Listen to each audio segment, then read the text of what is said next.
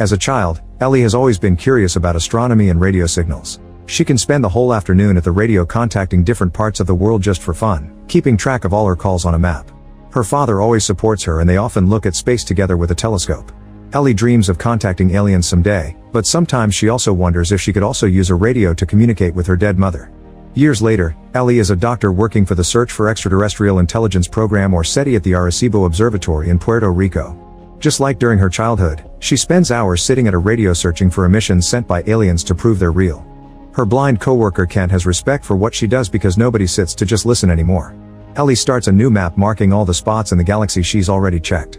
One day while having lunch at a restaurant, Ellie is approached by Palmer who asks about the observatory's current work. He's writing a book about how technology affects third world countries and has a little plastic compass that he tries to gift Ellie, but she gives it back. Palmer gets flirty and they agree to meet on Tuesday.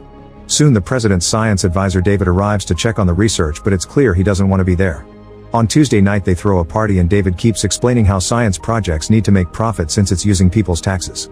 Ellie tries to explain the importance of scientific research and Palmer comes to her defense, only for David to call him father. As Ellie's mood drops, she asks Palmer if he's a priest and he denies it, explaining he got a master in divinity and now he does secular humanitarian work with the support of third world churches. Ellie is skeptical but she still leaves with him and they watch the stars for a while so she can share some of the things she knows. She also tells him the story of how her dad inspired him to become an astronomer. The duo shares a kiss and ends up spending the night together. After they're done, they have a philosophical talk about God and science. Palmer truly believes in God but Ellie thinks there must be an explanation for everything. Then Palmer asks Ellie about her childhood, learning her mother died during childbirth and her father when she was 9. Ellie gets uncomfortable and announces she must go to work, but she tells Palmer to leave his phone number. On her way out, Ellie remembers the day her father died. That night she heard a noise and went downstairs to discover the dad collapsed. She had to run back and get the medicine from the upstairs bathroom, but it was too late. Later during the funeral, a priest explained to her that it had been God's will but Ellie disagreed. She thought she just should have kept medicine in the downstairs bathroom too. Afterward she ignored the other people and rushed to her radio to see if she could contact her father.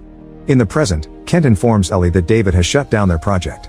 A furious Ellie rushes to yell at David, who believes she's wasting her time so he's saving her career. Then Ellie returns home and finds Palmer's number with a little compass. However, she calls Kent instead and announces she'll search for investors so their group can continue their research in New Mexico. When she moves out, she leaves Palmer's number behind. 13 months later, after many failed meetings in other companies, Ellie arrives at Hatton Industries to make her case, but the board calls her ideas science fiction.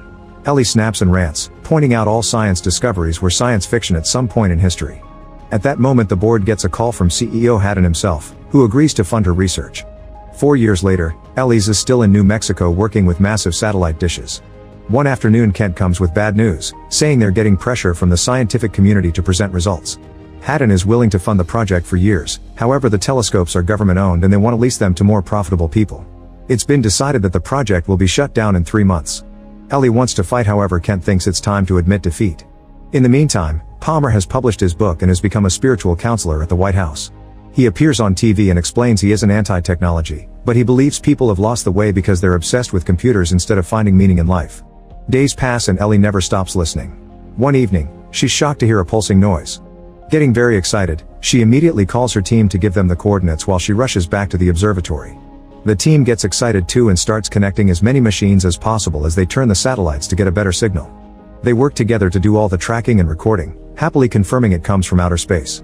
It appears to come from the star Vega, 26 light-years away. This means it's been traveling for over 20 years. Suddenly the transmission stops and Ellie is about to lose hope, but luckily it soon restarts.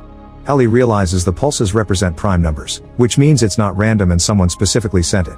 After the team argues on how to proceed, they agree to call everyone. The next morning the area fills with reporters and national security advisors. The team explains other stations have confirmed their discovery, but National Security Council leader Kitts is still not happy that the team told the world instead of keeping the information classified. At least this time David defends her, explaining that without the help of other stations they would have lost the signal. With Kent's assistance, they discover a second signal coming with the first one and they connect it to a TV. The team starts messing around with the settings and finally manages to decode the signals into a video message. It's a recording of Hitler's opening speech at the Olympics. This is the first television transmission that went into space and the aliens have sent it back as a hello. The White House panics and the president makes an announcement of the alien contact while trying not to mention Hitler, assuring reporters that the message is benign. Ellie gets ready to talk in public, however David is called as the leader of the investigation instead. Meanwhile, Kent continues to analyze the signal and realizes it has structure. They put together all the extra frames that don't belong to the Olympics video and discover it translates into massive amounts of data. Soon Ellie makes a presentation about this data and David announces the government will take over the decryption, causing Ellie to protest because this has always been her private work. White House official Rachel allows Ellie to keep control of the investigation, but all progress must always be privately discussed with the government first before making any public announcements. Soon media all over the world is talking about this discovery. Neo-Nazi protesters take over the streets while religious attendance is on the rise. Health organizations are also worried that mass self-deletion may become a big problem because some cults have already started to die. As everyone on TV starts arguing science versus religion, thousands of people camp outside the facility in New Mexico. Some are just praying, others are just watching, but many are also protesting. Ellie is shocked to see a shady organization is offering UFO abduction insurance. At least most people are having fun, but she worries about a religious fanatic named Joseph who keeps inspiring hate. 3 weeks after the discovery, Ellie goes home to find an email from an unknown sender. The text says, "Take me to your leader," and Ellie replies, "Who are you?" The answer quickly comes saying, "I've got a secret," and showing part of the alien message. As Ellie gets angry over a potential hacker, she gets a phone call and fax for a special appointment. Moments later, a helicopter drops Ellie at the airport and she enters a private plane to meet Haddon, the man who funded her research and sent those emails.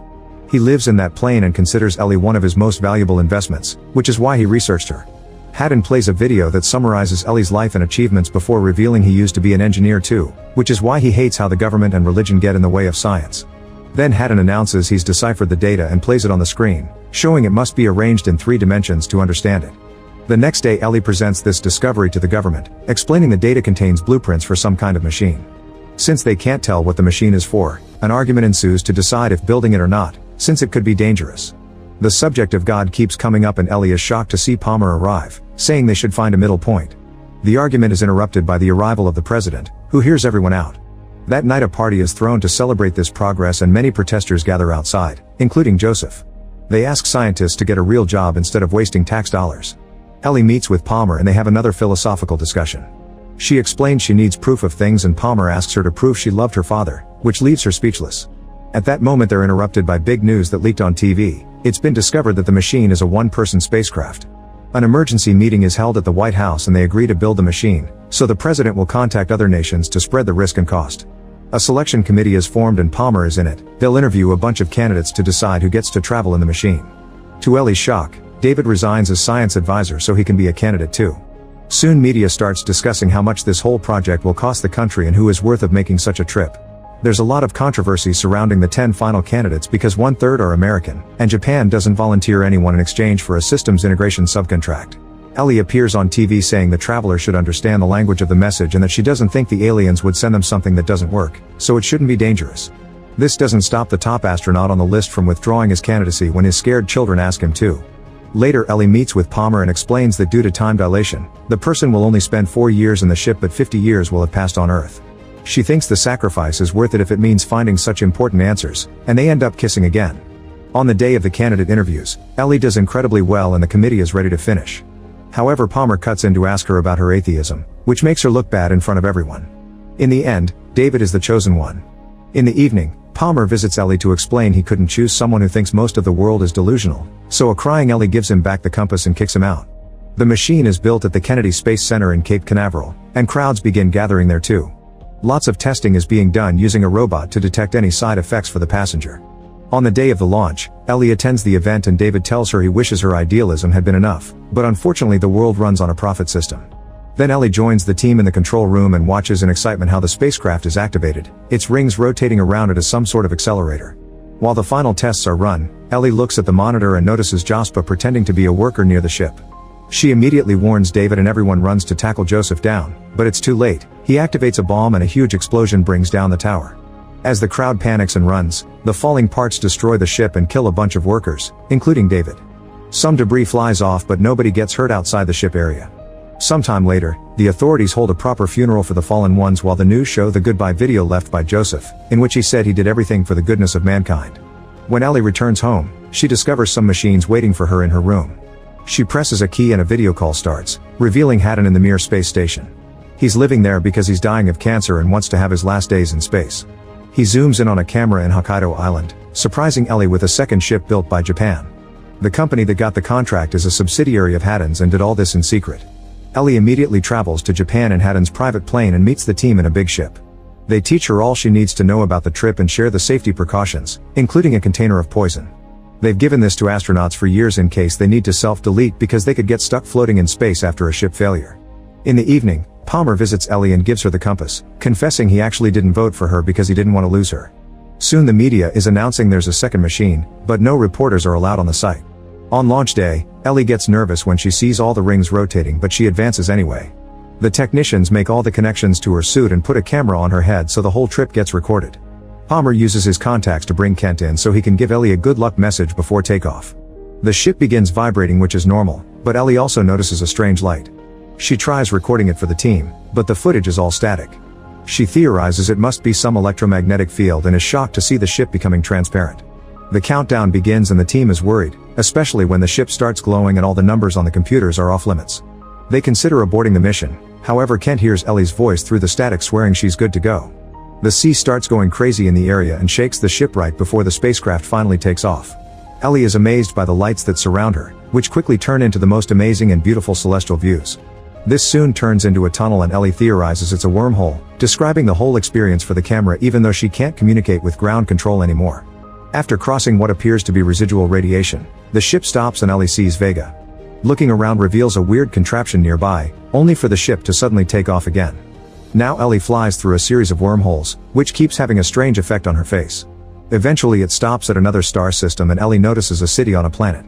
She barely gets to see anything else before the ship enters a much more violent wormhole and the compass starts floating, so Ellie leaves the chair to catch it. At that moment the chair beaks off and hits the ceiling before the lights go out.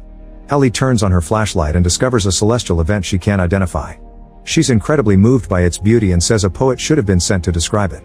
Suddenly she finds herself floating down and she appears on a beach.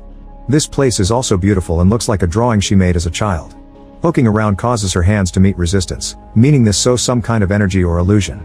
At that moment a figure starts running toward her and Ellie is shocked to see her father, but as soon as she hugs him she realizes he isn't real. This is an alien, who explains he took this form to communicate with her more easily. He confirms there are many alien races out there and that humans contacted the universe first with their radio transmissions. The travel system Ellie used wasn't built by his people, it was made by an unknown entity. The aliens watched humans and agreed they were worthy, so they sent them the blueprints as a first step for humanity to join the rest of the universe. After he says goodbye, Ellie watches a beautiful meteor shower appear in the sky. A light suddenly shines too brightly and Ellie finds herself back in the ship, which is landing back in the Japanese sea.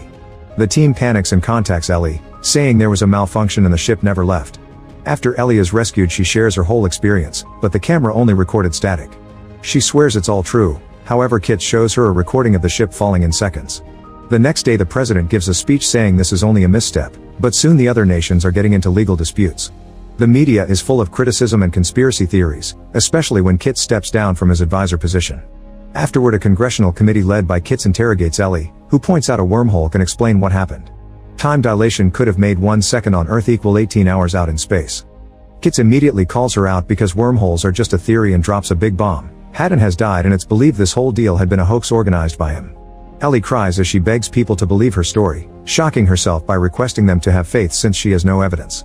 Her speech about awe, humility, and hope inspires Palmer, but the committee concludes her story is also a hoax. On her way out, Palmer joins Ellie in front of the cameras and a huge crowd, telling the world he believes her. Meanwhile in secret Rachel tells Kits that Ellie's camera recorded 18 hours of static. 18 months later, Ellie is working at a new base with extra radar since now SETI has enough funding to keep going. Kids visit the base during school trips and Ellie teaches them they must seek their own answers.